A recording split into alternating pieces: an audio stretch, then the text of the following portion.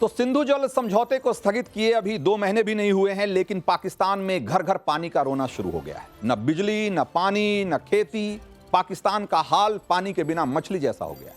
नदियां सूख गई हैं, नहरें खाली हैं, नल सूख गए हैं। शहर शहर पानी के लिए सिविल वॉर जैसी हालत हो गई। बिलावल भुट्टो ने कहा था कि सिंधु में पानी बहेगा या हिंदुस्तानियों का खून। तो सिंधु में पानी तो बहना कमोबेश बंद हो गया है, और जहां तक खून की बात है तो हालात अगर यही रहे तो पानी के लिए पाकिस्तानी आपस में एक दूसरे का खून बहाना शुरू कर देंगे। और कैसे, ये आपको आगे बताएंगे। ऑपरेशन सिंदूर ने तो पाकिस्तान में आतंक की कमर तोड़ी थी, लेकिन ऑपरेशन सिंधु ने पूरे पाकिस्तान की रीढ़ तोड़ दी, जिससे पाकिस्तान में सिर्फ फसलें नहीं, नस्लें बर्बाद होने की कगार पर पहुंच गई। और अगर आपको यकीन नहीं हो रहा हो तो जरा कुछ आंकड़ों पर गौर करिए। चिनाब नदी का पानी 92% तक सूख गया है। 92% चिनाब का पानी। 29 मई को चिनाब का जो फ्लो था वो 98,200 क्यूसेक था, और अब एक घटकर सिर्फ 7200 क्यूसेक रह गया है। यह इतना कम है कि ये नदी एक तरीके से डेड लेवल पर पहुंच गई है, यानी कि मरने के कगार पे पहुंच गई है। और पानी का लेवल अगर 3000 क्यूसेक तक पहुंच गया तो समझिए कि पाकिस्तान में चिनाब का जो जल स्तर है वो डेड लेवल से भी काफी नीचे चला जाएगा। चिनाब के पानी पर निर्भर सिंध और पंजाब के 6.5 करोड़ किसान पानी के लिए तरस रहे हैं। 40% फसलें बर्बाद होने की कगार पर है। पानी की कमी से गेहूं की फसल में 2200 अरब रुपए से ज्यादा का नुकसान हो चुका है। और पानी की किल्लत अगर दूर नहीं हुई तो नुकसान साल के अंत तक बढ़कर 4,500 अरब रुपए तक पहुंच जाएगा। यह तो सिर्फ रबी की बात हुई। खरीफ फसलों को लेकर पाकिस्तान का कृषि मंत्रालय पहले ही कह रहा है कि इस बार खरीफ सीजन इतिहास का सबसे खराब सीजन होगा। और इन सब का असर देखिए जरा। कहा जा रहा है कि पाकिस्तान के किसान अब सड़कों पर उतरने की तैयारी में हैं, क्योंकि चिनाब नदी पाकिस्तान के पंजाब और सिंध प्रांत की लाइफलाइन है। सोचिए जरा, जो नदी लाइफलाइन हो उसका पानी 92% तक घट जाए तो इसका असर कितना जानलेवा हो सकता है। पानी की कमी के चलते पाकिस्तान सरकार और सेना के खिलाफ किसान संगठनों में भयानक गुस्सा है। पीकेआई यानी कि पाकिस्तान किसान इत्तेहाद, इस संगठन ने वार्निंग दी है कि अगर पानी नहीं मिला तो किसान इस्लामाबाद कूच करें। पाकिस्तान में पानी के लिए सिंध से सियालकोट तक लोगों का प्रदर्शन आप देख ही चुके हैं। पानी के लिए वहां के नेताओं पर हिंसक हमले हो रहे हैं। पंजाब के किसान नेता अहमद शरीफ का कहना है कि यह पानी की कमी अब नेशनल इमरजेंसी बन चुकी है। वहीं पाकिस्तान के न्यूज चैनलों पर अब पानी की कमी और पाकिस्तान की प्यास एक तरीके से नेशनल डिबेट बनी। एक बार सुनिए जरा कि वहां की मीडिया में कैसे पानी को लेकर रोना रोया जा रहा है। चिनाब में ऑलरेडी पानी का लेवल कम होता जा रहा है। इंडिया पानी रोक रहा है, ठीक है। और अगर इंडिया ने कम्प्लीटली रोक लिया तो हम एक नई मुश्किल का शिकार हो जाएंगे। क्योंकि पाकिस्तान में आपको पता है कि ना यहाँ पे इतनी ज़्यादा अच्छी डेवलपमेंट हो रही है, ठीक है। हर तरफ से हमें किसी ना किसी क्राइसिस का हम शिकार होते जा रहे हैं, ठीक है। और अभी ये वॉर होगी, उसकी वजह से हमें काफ़ी नुकसान हुआ। तो सिंपली बात यह है कि हमें सोचना चाहिए, कोई मामूली से छोटी सी बात है जिसको हम इग्नोर करेंगे। मैं आधा घंटा बोलूं तो ये तो चिनाब की बात हुई। सिंधु और झेलम में भी पानी की सप्लाई बहुत कम हो गई। सिंधु नदी पर बने तारबेला बांध और झेलम पर बने मंगला बांध में पानी डेड लेवल की ओर बढ़ रहा है। आपको बता दें कि पाकिस्तान का जो मंगला बांध है वो दुनिया का 7वां सबसे बड़ा बांध है, लेकिन इस बांध की स्थिति यह है कि वहां जो पानी का स्टॉक है अब वो आधे से भी कम रह गया है। ऐसे में अगर उसे पानी की सप्लाई नहीं मिली तो समझिए कि पूरा पाकिस्तान सूख जाएगा। आपको सिंध प्रांत के जमशेरों में सिंधु नदी का हाल क्या है एक बार वो दिखाता हूं, जरा इसको, इस तस्वीर को गौर से देखिए। जमशेरों में सिंधु नदी में पानी कम और रेत ज्यादा नजर आ रहा है। और आप पूछेंगे कि ऐसा क्यों हो रहा है, तो ये समझिए कि जो चिनाब नदी है वो सिंधु की सबसे बड़ी सहायक नदी है, सबसे बड़ी ट्रिब्यूटरी।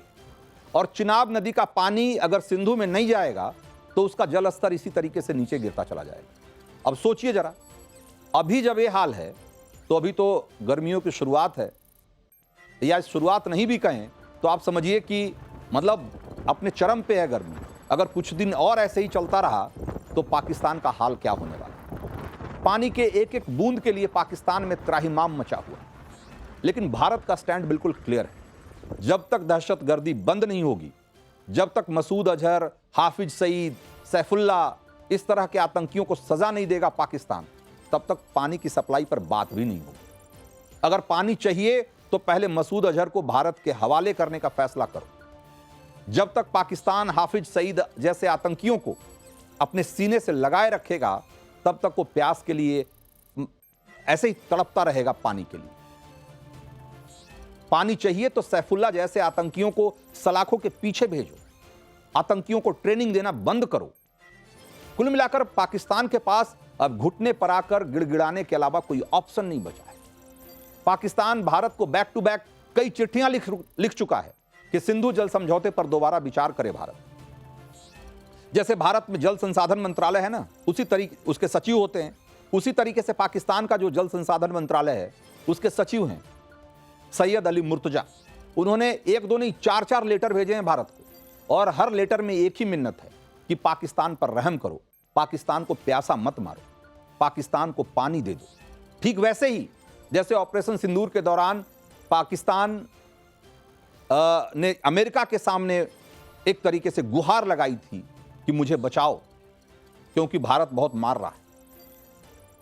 क्योंकि जैसे जैसे चिनाब में वाटर लेवल नीचे जा रहा है, पाकिस्तान का दिल बैठा जा रहा है। क्या हुक्मरान, क्या आवाम, सबको यही चिंता खाई जा रही है कि अब आगे क्या होगा। क्योंकि पानी नहीं तो बिजली नहीं, पानी नहीं तो खेती नहीं, पानी नहीं तो पाकिस्तान के गांव से लेकर शहरों तक गली गली में फसाद होगा।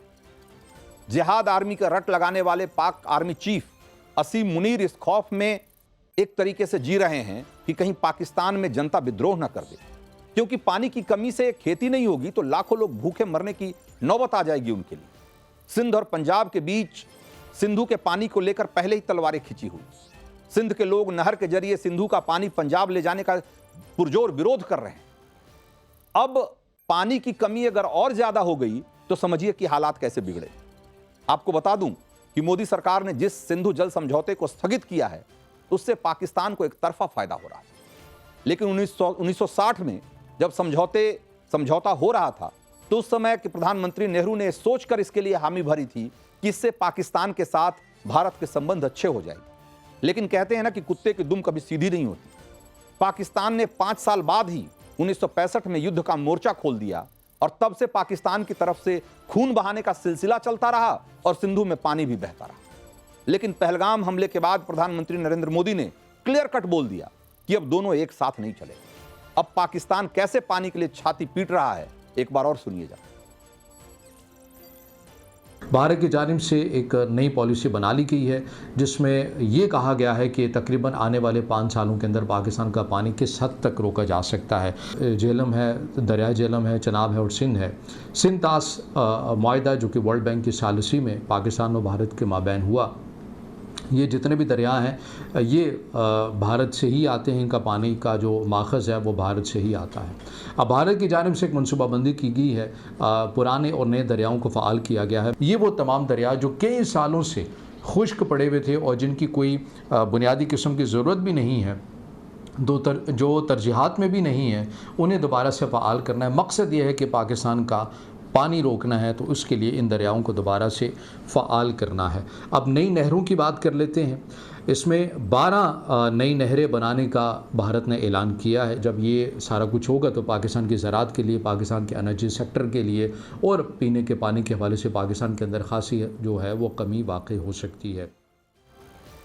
तो इसे सुनकर आपको अंदाजा हो गया होगा कि पाकिस्तान पानी के लिए क्यों गिड़गिड़ा रहा है। पाकिस्तान के अंदर कराची से लेकर सिंध तक, या कहें कि सियालकोट तक गली गली पानी पर क्यों मारामारी हो रही। भारत का रुख एकदम साफ है इस मसले पर। पहले दहशतगर्दों की नस काटे पाकिस्तान, शहबाज शरीफ घुटने पर आए, असीम मुनीर आतंकवाद पर लगाम लगाए, और फिर पानी पर बात होगी। उसके पहले बिल्कुल नहीं।